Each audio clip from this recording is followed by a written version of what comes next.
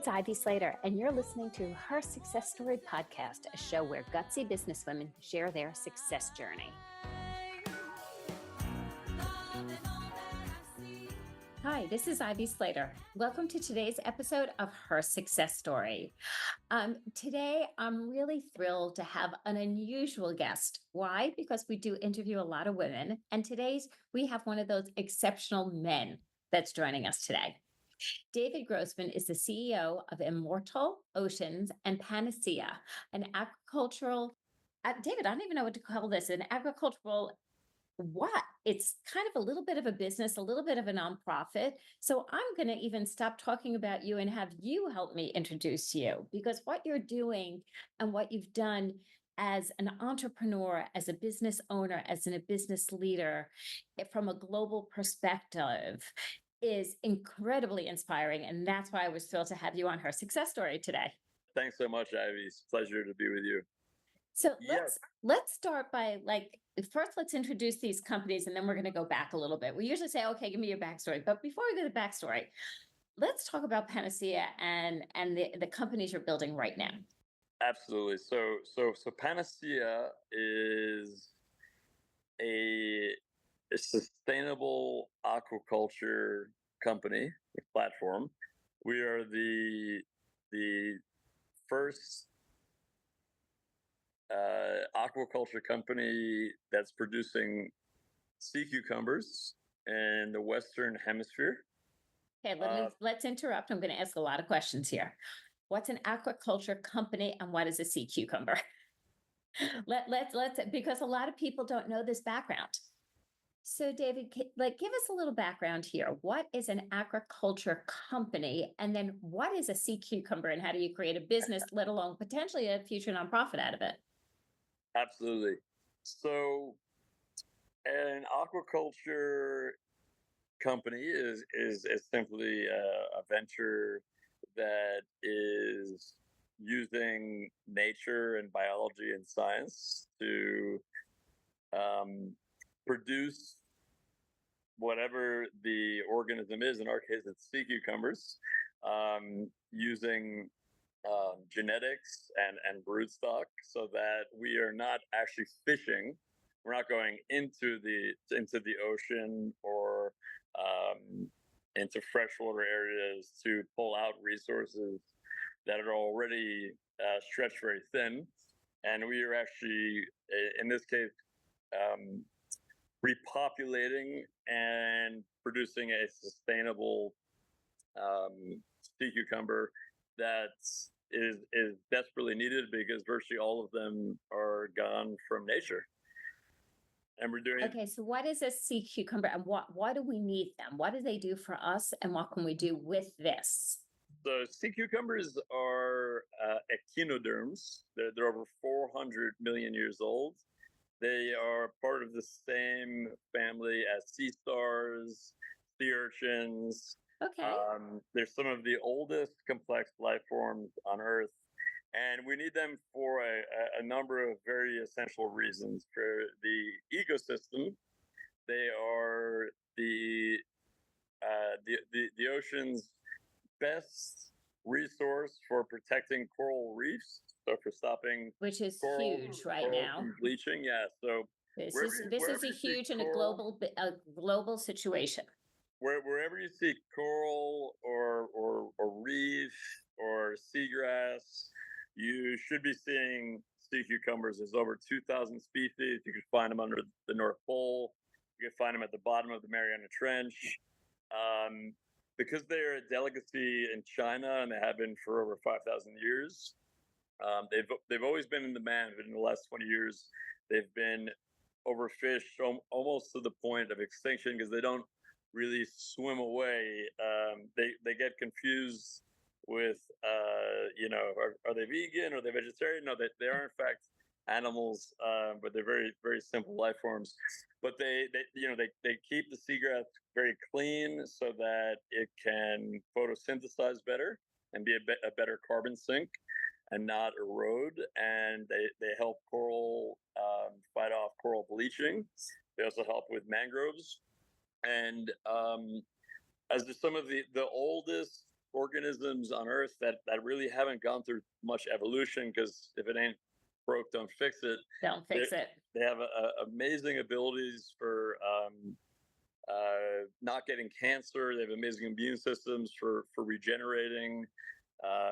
We can surgically bisect them, and then we have two sea cucumbers using asexual reproduction, which is why we have our biotech company, Immortal, which is isolating marine peptides and other molecules from sea cucumbers and sea urchins, which are actually hugely impactful in human health, for libido, for mental health, for supplements to help the fight against cancer and autoimmune Interesting. disorders.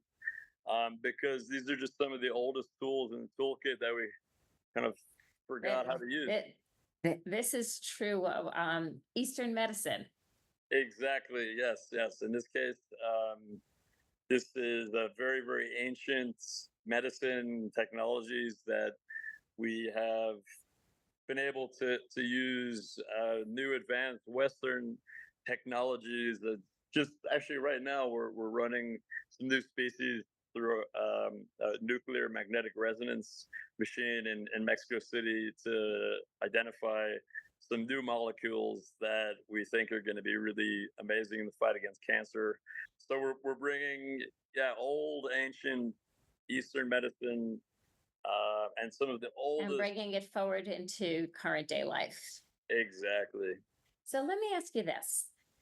How did this all get started? I remember a bunch of years ago, knowing members that we've been connected through for a long time. I remember you living in Nicaragua. Why? Because I went on vacation to a place called McCool years ago, and it was like, oh, you're going to Nicaragua, no, right? You know, so where did this whole thing get started from? Yeah. So what a long, strange trip it's been. There's a song that goes that way, isn't there? Yeah. I kind of played by the rules, one might say, growing up, and went to, a good university, and worked in finance, and went to law school, and kind of always had this itch that I couldn't really scratch, um, even though things were really great, and I'm grateful for all the opportunities and all the experiences that I had to kind of lead me to a place where I was able to ultimately pursue this itch. But Mhm. I was finishing up law school, and I went really last minute. I was going to mountain bike from Nicaragua to Ecuador. This was in Wow. 2010.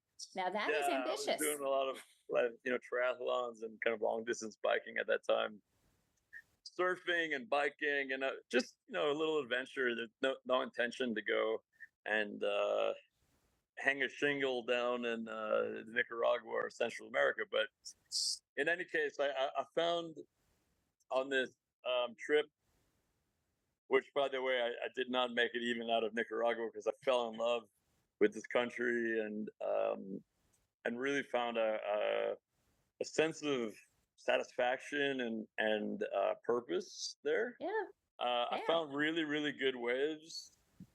Found some really interesting opportunities, and a lifestyle that I thought was not just accessible to me, but would be accessible to other people. So I ended up really starting my entrepreneurial adventure um, in 2010 in Nicaragua, and started Madeiras Village, which became a top boutique hotel, real estate venture, and music studio.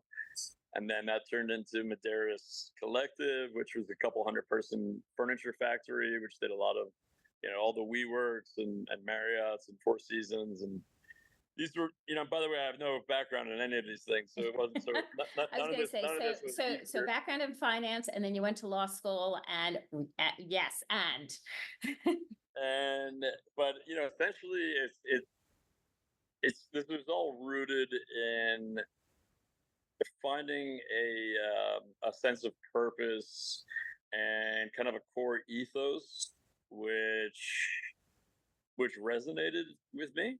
And in Nicaragua, I was really enamored with the people. I was coming from New York, where we were spending a lot of money to learn how to meditate, and then I would find my see some security guard sitting under a mango tree without a phone or a book or anything, and just sit there. And I said, "Wow, this And guy just really." being, just, I and, mean, and it's yeah, just people really comfortable in their own skin, and really happy with what they have, and I just enjoyed being in Nicaragua, and I still do enjoy being there so much. But this really lit up my thirst to be, kind of a part of this scene and this culture and these people, and tap into it, and see what I could bring to the table. And so, yeah. so question. Where do you see, you've transformed several times. You went from graduating with a law degree to building this whole community in Nicaragua, and doing furniture that who knew, whatever your back, right? Not in your background, and supplying some of the largest brands in this country, um, to then migrating to Panama and starting to work on this sea cucumber. So, in that sense, where's your vision for this? Where is this going? How is this built? The one thing I admire so about you is your jump in and see the global reach as you Mhm. build. So, where's your vision? What's going? Where's it going? I actually started with the sea cucumbers almost around the same time as the hotel and the furniture factory, because ultimately, it's for me, it's always uh, go somewhere and see if you can see something that other people don't. Go somewhere beautiful that you enjoy, that where you enjoy spending time with the people, and the scenes and the environment, and see if you see something that other people don't. And that's really been at the heart of Madeiras Village, and tapping into the crafts culture in Nicaragua, and same with the sea cucumbers, because my business partner is spent a lot of time in China, and I worked in China a bit as well. So we had a lot of major ties into Chinese um, business culture, and I was always being asked to help source different items or commodities. I'm kind of like the, call Dave if you need something from Latin America. Um, but I was never very interested into getting into, any kind of exploitive or destructive practices. You find yourself at the bottom of a jade mine in the Dominican Republic, or sourcing asphalt in Venezuela. No, I don't think so much. But yeah, I just kept on getting, like, every day asked over and over and over about sea cucumbers, and I said, all right, let me find out what this is about. So I spent some time on the Caribbean coast, and this is essentially, how I approach all of these. I kind of just, you have to immerse yourself. You want to learn about timber forestry, you have to Right? live in a Got to jump in. you got to go live in a timber yard with a sawmill for for 6 months. And this is what I did on the Caribbean coast of Nicaragua back in 2011, to really learn about this sea cucumber business. And what I saw was, sea cucumbers were being fished out at an alarming rate, because you can clear a huge amount of area. It's basically like going and picking pumpkins. I mean, they were able to clear out virtually all of the Bahamas in 2 years, because this Wow. isn't fishing. This is just put your hand in the water, and you're just grabbing sea cucumbers. Yeah, you could one person can grab like 300 to 400 pounds per hour.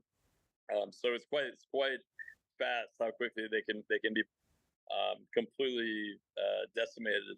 so I saw that, but I also knew from my time in China, just how important this was as a delicacy, but also as a part of Eastern medicine. So this is where I realized if we could find a way to use aquaculture, right, to sustainably produce sea cucumbers, that we could satisfy the demand, which was just absolutely soaring in Asia. It's 16 to 20 billion dollars a year right now. Wow. Yeah, with demand far outpacing supply, and we would be the only provider in the Western Hemisphere because there are actually quite there are many aquaculture companies in China, but this is just for one species out of the 52 commercial species out of the 2,000 sea cucumber species, and outside of that, there's 35 aquaculture hatcheries in Southeast Asia for one other species. So there's two. We are the third and the fourth now, actually, and there were none in the Western Hemisphere. And I immersed myself. Hey, how hard could this be? It turns out quite How hard can it be, David? yeah. So we really learned, wow, so much in Nicaragua, and due to the political upheaval in 2018, yeah, um, I had to move to Panama and essentially double down all the chips on the sea cucumber game. So, Where so my yeah, last question here before we wrap. Has anything surprised you? Because you're a person who just rolls with it and just, sees the ups and downs and just finding what's next. Has anything surprised you in this journey? mm, well, at this point, very little surprises me. But I will tell you the most surprising thing is that every time you imagine and lust for the goalposts, and well, once I just have everything in place, then I'm gonna be I'm gonna do this, I'm gonna do that, I'm gonna relax and this and that. But the most surprising thing is just how quickly you can easily forget to enjoy the journey, and how lucky you are to even have the opportunity to be pursuing these sometimes insane, but always really satisfying and deeply impactful, both socially, ecologically, personally.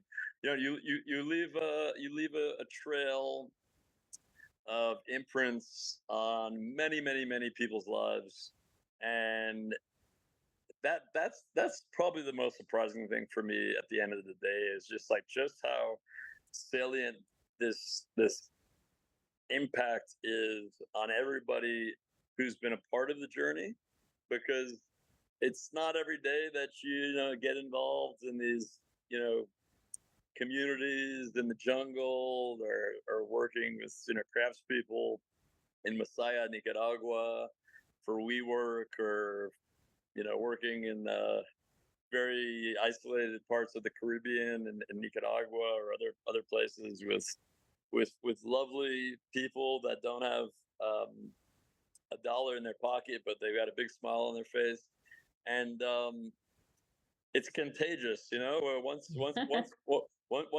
you learn to take the leap, and you can inspire others too, and learn And to I love that. Once you could learn to take the leap and yeah. inspire others to do it. And, David, what I'm always inspired by you and in learning more and more about your journey is your willingness to see a big vision, and you have no fear on stepping in it and being the leader and making a difference, and making a difference in countries, making a difference with people, and now also making the difference in our our aqua world, so to speak, our coral reefs, and everything that is so important that we preserve, as well as seeing the good that it can do to human beings.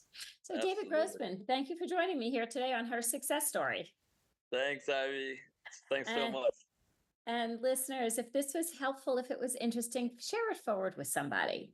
Always take that moment. And if anything David said inspired you, take that moment, take that breath, write it down, and think about one action, just one, you can take that will make an impact on your world, your life, your career, and your business. Thanks again for joining us here today at Her Success Story. We'll see you next time.